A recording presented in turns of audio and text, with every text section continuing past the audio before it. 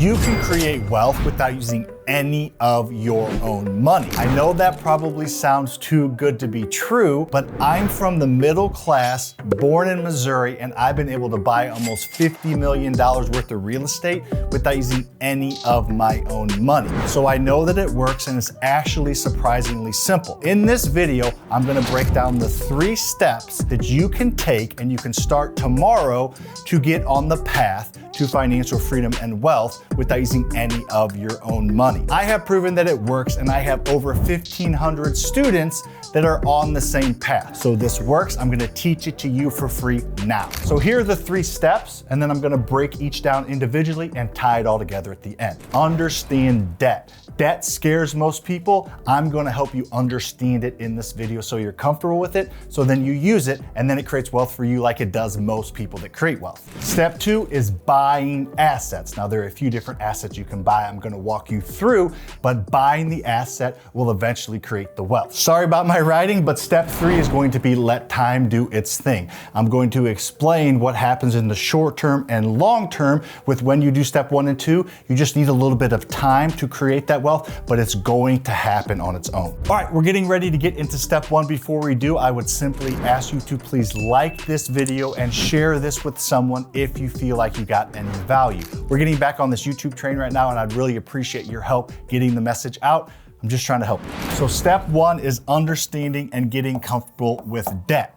Now I need to explain that there's a difference between good debt and bad debt. Some examples of bad debt are car loans, credit card debt, a mortgage payment on your personal house, a boat, student loan. Now the reason these things are bad debt is because over time they go down in value. Your car loses 10 to 50% of its value the minute you drive it off the lot. A mortgage on your house, you're not buying an asset, you're buying a liability, so it is not looked at as good debt. So the way to filter good debt and bad debt is if it goes down in value after buy it, and if it does not produce cash.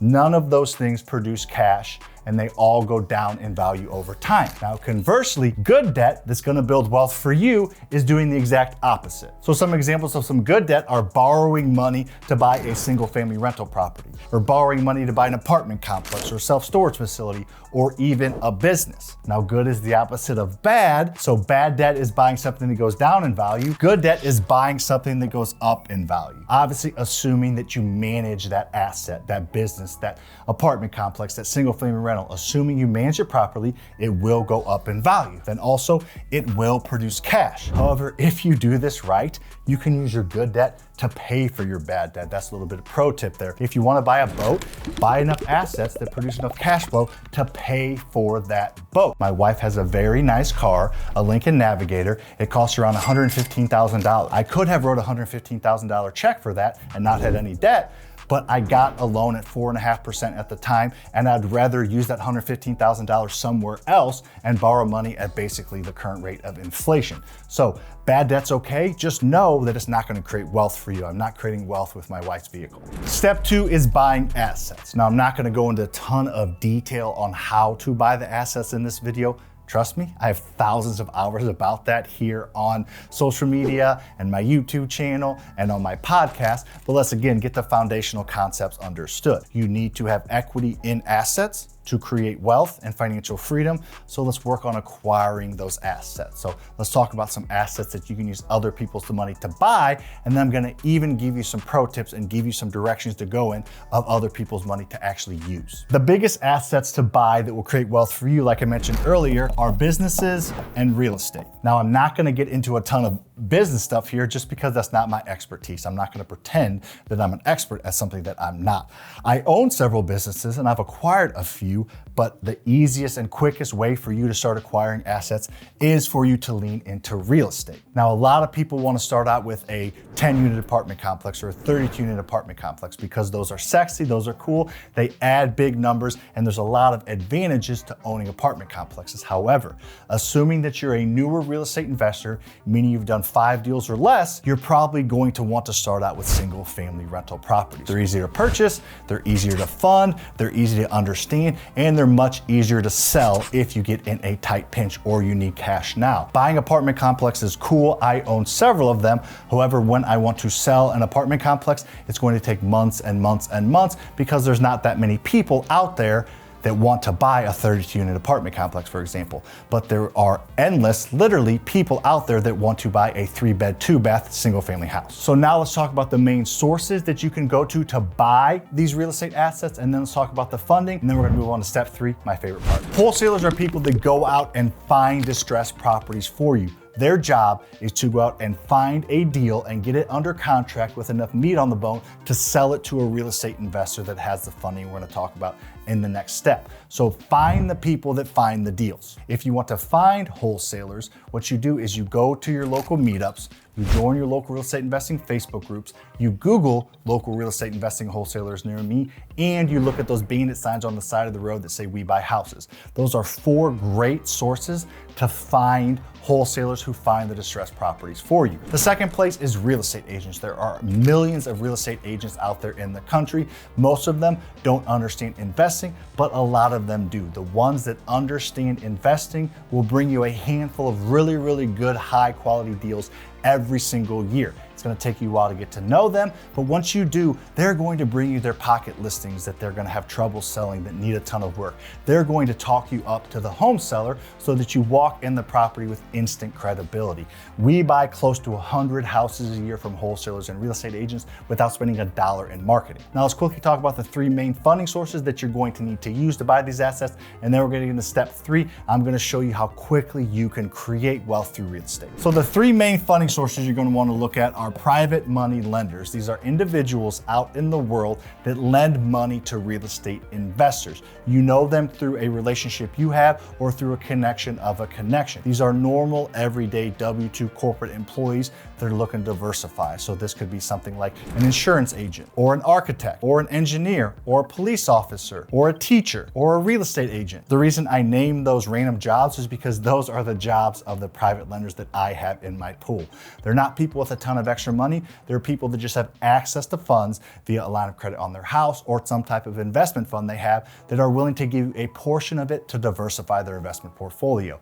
Framing it that way will help you a ton. The second main money source for your initial purchase of these distressed assets is going to be hard money lenders. These are businesses that are in money to lend you money as a real estate investor. Now, they're not as easy to work with as private money lenders because they're not relational based yet. You don't know them, you're gonna get to know them, but they can be a huge asset for you. If you'd like to learn a lot more about this, again, I don't wanna go into a ton of detail right here. Check out this video above where I talk about the differences between hard money lenders and private money lenders and what you should use them for. And finally, the third step is small local bank. Basically, you're taking the private money or hard money lender to buy and fix up a distressed property. Then you're taking a small local bank's money to pay back your initial funding source. And then of course you take the rent to pay back the bank. Now I know that was a lot and you may be asking yourself, why don't you just go directly to the bank? Well, banks don't want anything to do with distressed properties. The banks only want to lend you money if you're living in it or you have somebody else living in it. We're buying distressed properties here and turning them into assets and creating equity.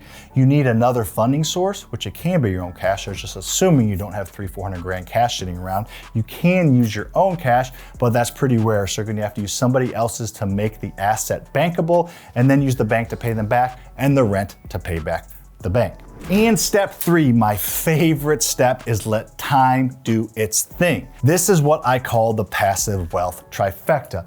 Over time, real estate doubles in value, so that asset that you buy, specifically real estate, will at least double in value every 15 years. I have done the research. This is a true, accurate statement. Assuming you manage the property correctly and don't let it become disheveled or don't let it deteriorate, it is going to at least double in value every 15 years. So that is starting to create wealth. That is starting to create equity because the value of the asset is going up. However, at the same time, the debt, the mortgage is getting paid down by the tenant's rent. So when I think about these two forces working in opposite directions for me, I always think about that math question in high school that I got wrong every single time. If you're sitting at one point and a train leaves going in that direction at a certain speed and another train leaves going in that direction at a certain speed, that distance between those two trains is multiplied by a lot because they're going in opposite directions quickly. That's exactly what happens here with your equity and therefore your wealth.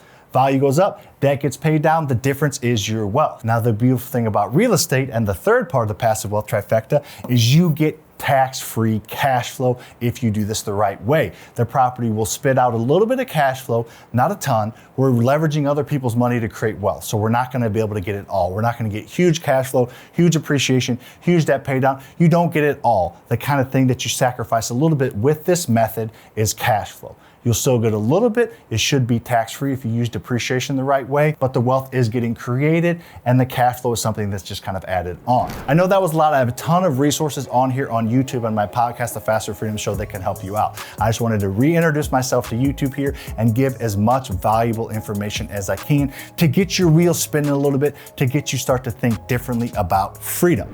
If you saw any value in this video, I'd appreciate you hitting that like button. It helps a ton. Commenting any question you have, I will personally answer, and share this video with a friend, and of course subscribe if you're not. See you on the next one.